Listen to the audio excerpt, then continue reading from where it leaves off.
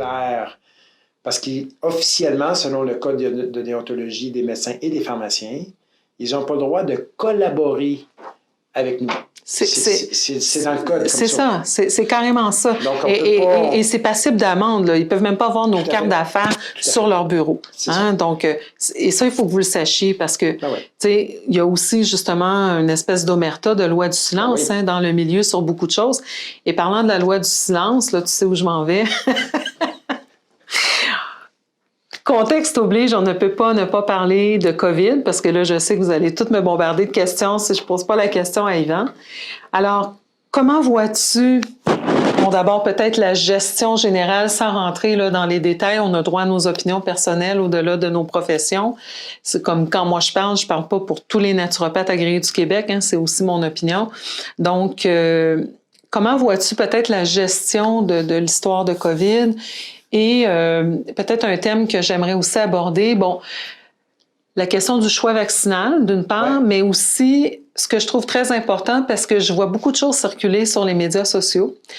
En homéopathie, il y a des protocoles, si on peut en débattre, qui servent à détoxifier les effets secondaires de certains vaccins. Mm-hmm. Et là, il y a des protocoles en ce moment qui circulent pour détoxifier le vaccin COVID. Et ça, je pense que c'est important qu'on en parle aussi, donc peut-être... donc pour plusieurs choses dans ta question. Oui, mais c'est parce que je voulais te laisser. Oui, c'est bien.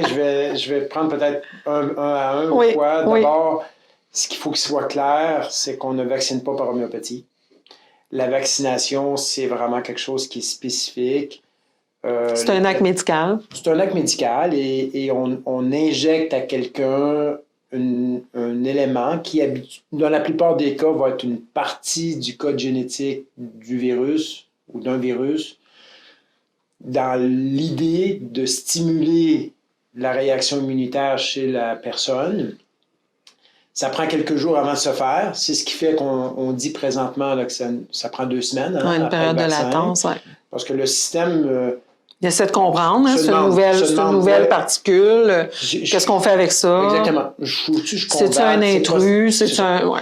Donc, après que c'est compris, de dire, OK, il faut que je fasse de quoi? Donc là, il y a une réaction immunitaire qui se déclenche pour que les anticorps se produisent. Bon. Ça, c'est la vaccination, puis c'est spécifique à un virus donné parce que la reconnaissance de la partie du code génétique du virus est spécifique à ce virus-là. C'est comme une clé serrure, là. Ça l'a été parce que ça fait appel à une partie de notre immunité qui est les lymphocytes mémoire, donc la mémoire, elle est spécifique. Donc ça, c'est important de le comprendre. C'est pour ça que quand vous avez un vaccin pour la polio, ben il ne fait pas la job pour la grippe et pour la COVID. Il fait la job pour la polio. Donc, c'est spécifique. C'est ça. Alors qu'en homéopathie, on peut stimuler un certain nombre d'éléments, mais on n'est jamais spécifique comme ça. Non. Donc, c'est pour ça que... Ben, c'est qu'en fait, au lieu d'adresser le lymphocyte mémoire, on travaille justement ce qu'on parlait de terrain de tantôt. On supporte l'ensemble des mécanismes de défense immunitaire. Alors, encore une fois, c'est pas obligé d'être un ou l'autre.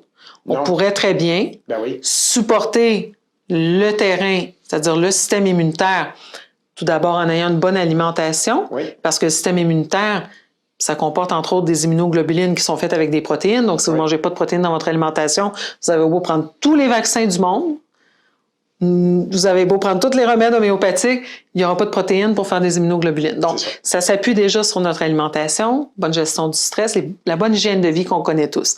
Faire de l'activité physique, etc., etc. Donc, d'abord ça, parce que même si vous avez ça, votre vaccin, si vous faites le choix de prendre un vaccin, va être encore plus efficace parce que maintenant, vous allez avoir un système immunitaire optimal pour pouvoir tirer pleinement avantage du vaccin. Donc, ça, c'est déjà un aspect. Alors, ce que tu dis, Yvan, c'est vraiment important parce que les gens veulent savoir, y a-t-il une alternative au vaccin? On voit beaucoup d'effets secondaires sur le vaccin actuel parce qu'évidemment, il n'a pas été testé pendant 10 ans comme les autres vaccins qu'on connaît. C'est une nouvelle technologie aussi qui est mise de l'avant. Donc, il y a des ratés.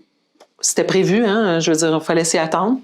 Et donc, il y a des gens qui ont peur, avec raison, et qui cherchent une alternative. Et donc, on dit, il n'y a pas une vraie alternative, c'est-à-dire qu'on peut faire des choses en homéopathie, en naturopathie, mais ce n'est pas une alternative au vaccin.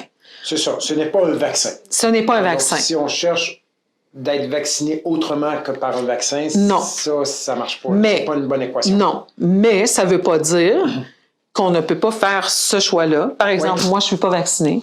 J'ai pas l'intention de me faire vacciner. Et donc, ce que je fais, c'est que je mise sur mon immunité. Au lieu de dire, il y a un virus de présent, parce que vous savez, des virus, là, il y en a 10 à la 31 autour de nous en ce moment, ça veut dire 10 avec 31 zéros. Et puis, on n'est pas en train de tomber. Puis, je veux dire, avant qu'il y ait un vaccin, pendant 1 an, on n'avait pas de vaccin. Puis, le taux de mortalité de COVID, c'était 0,03 %. Donc, ça veut dire que le système immunitaire, dans la majorité des cas, fait quand même son travail. Alors, on peut miser sur essayer de détruire, dans ce cas-ci, un virus ou une bactérie ou un amibe ou un parasite, ou on peut dire, je vais renforcer mon terrain en donnant tout ce qu'il faut à mon corps, à mon immunité, etc., pour que inévitablement, je vais faire face à des virus, inévitablement, je vais faire face à des bactéries, mais que je sois capable de bien les affronter. Donc, ça, on peut le faire. Mais le point qui est clair, c'est qu'il n'y a pas de vaccin homéopathique ou naturopathique. C'est ça. Et la vaccination, comme telle, est vraiment une décision personnelle. La liberté de choix là-dessus est fondamentale, elle est fondamentale dans notre système, mais d'autant plus par rapport au vaccin. L'idée de cette immunité collective, je pense, à la base, n'est pas mauvaise, dans le sens que à partir du moment où on aura plus de gens avec un système immunitaire déjà préparé, que ce soit sur le plan naturopathique, avec les bons dosages de vitamine D, avec vitamine C, zinc, ce genre d'intervention-là en tant que telle, ou vacciné, ou les deux, hein, c'est ce que tu disais, ça c'est encore mieux. Plus on a de gens immunisés, les gens même ceux vaccinés, là, c'est pas une coupole de verre qu'on se met sur soi, là, hein? On peut quand même être infecté par ce virus-là, même si on a été vacciné. La réponse immunitaire va être meilleure. Puis là, il va se passer quoi? Il va se passer que la charge virale, plutôt que de se développer puis monter en importance... Et causer beaucoup de dégâts et de symptômes. Au niveau des symptômes. On sait qu'il y a des symptômes hématologiques, il y a des symptômes inflammatoires. Sanguins, cardiovasculaires. Également, au niveau de la perte d'odorat puis du goût et tout ça. Donc, tous ces symptômes-là vont être vraiment diminués. Puis en plus, la personne va être moins contagieuse parce qu'il y a une charge virale qui est moins haute. Donc, et le jour qu'on arrivera à ce niveau-là, il va y avoir moins de gens contaminés par chaque cas positif déclaré parce qu'on va être moins contagieux. Donc, à ce moment-là, on va arrêter peut-être de parler de pandémie. Là. On va avoir un contrôle qui va être meilleur. Oui, mais ça, moi, j'ai déjà un problème avec la notion de pandémie. Et j'ai adressé un petit vidéo au premier ministre. J'ai pas eu de feedback. Je sais pas comment ça qu'il m'a pas écouté, mais parce que je disais, mais c'est quoi l'objectif visé? Et ça, je trouve c'était un gros manquement, selon moi, dans la gestion de la pandémie, parce qu'on demande aux gens de faire des sacrifices énormes dans ce cas-ci, là, qui ont eu des répercussions très importantes, santé psychologique, économique et tout ça. Mais on n'avait pas d'objectif. Parce que, je veux dire, en ce moment, là, il y a 85 cas au Québec aux soins intensifs sur une population de 8,5 millions. Alors, c'est à partir de combien qu'on appelle plus ça une pandémie?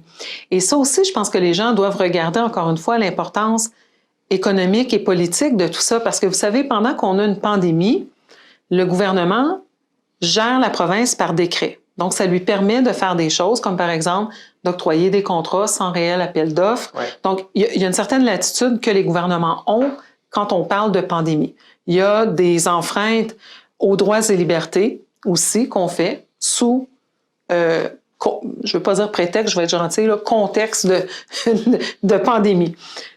Mais à partir de combien on va arrêter de parler? Est-ce qu'on veut atteindre 0 cas à l'hôpital pour pouvoir dire qu'on n'est pas on est en zone verte partout au Québec en ce moment. On a encore des masques, on a encore des petites flèches, on a encore des files d'attente.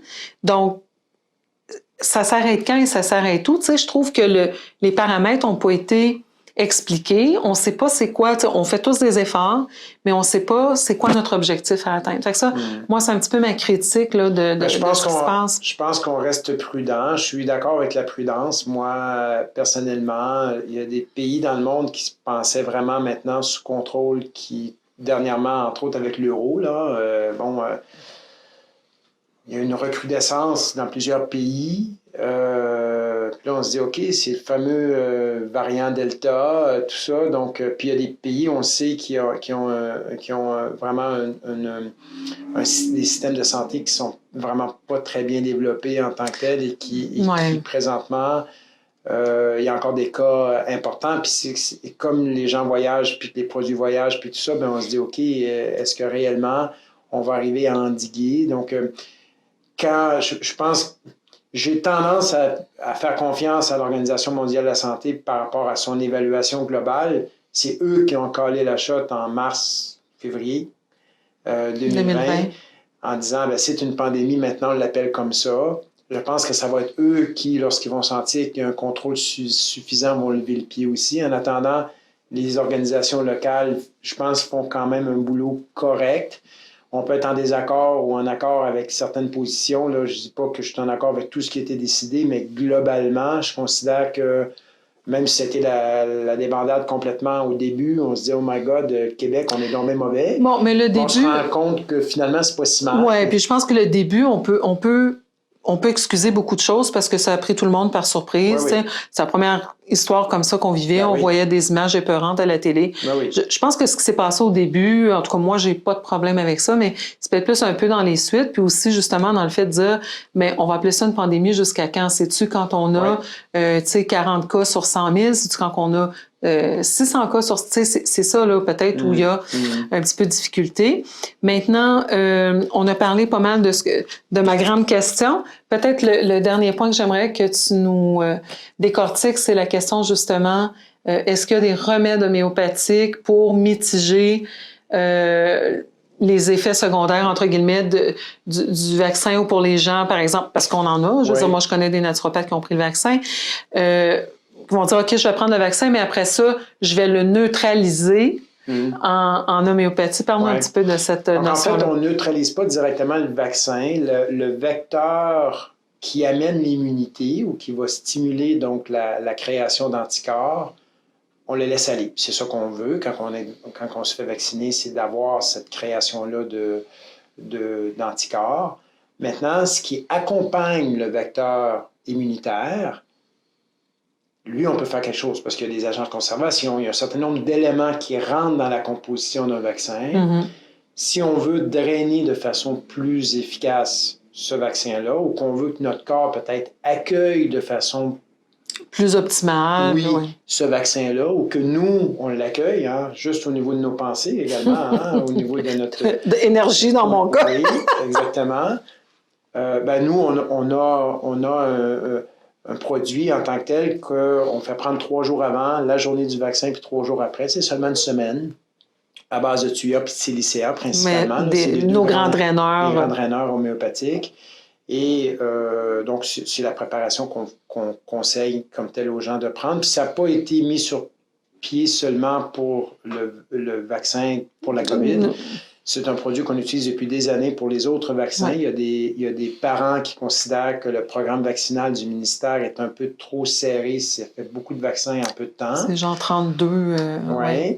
Et donc, préfèrent donner quelque chose à leur enfant pour les protéger en tant que tel. Et c'est ce même produit-là qu'on utilise également. Donc, on ne l'a pas reformulé. On s'est posé la question, par contre, parce que le génie là, du virus de la COVID est quand même particulier par rapport aux autres en tant que tel. Donc, on s'est dit, est-ce qu'il n'y a pas quelque chose d'autre? Et les vaccins sont très différents aussi. Donc, ça sera... Mais bon, comme on dit, c'est des draineurs. Exactement. Comme on travaille sur le terrain de la personne, on a choisi que non, on a un produit qui fonctionne bien depuis des années, on utilise. Et peut-être parce que j'ai sauvegardé une étude, on est parti à 5 heures de Montréal ce matin, donc j'ai pas eu le temps de la lire, j'ai sauvegardé une étude justement qui vient de montrer là, certains cas, l'efficacité, encore une fois des études, parce que c'est important qu'on fasse des choses appuyées par la science autant que faire se peut, justement sur des résultats avec COVID, donc ça va être intéressant.